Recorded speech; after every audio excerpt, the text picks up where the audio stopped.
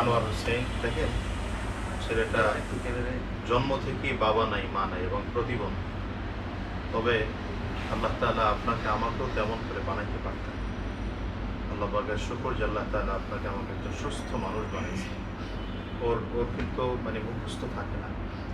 ওর ওস্তাদ চেষ্টা করে, ওর ওস্তাদ এখানে আছে, চেষ্টা করতেছে তাকে কোরআন ও হাদিস শেখানোর জন্য। আর বিশেষ করে এই যে ওনার সাথে রাখার কারণে একটা ভালো রাস্তা পাইছে, পরিবর্তন পাইছে, এটা খুব দরকার।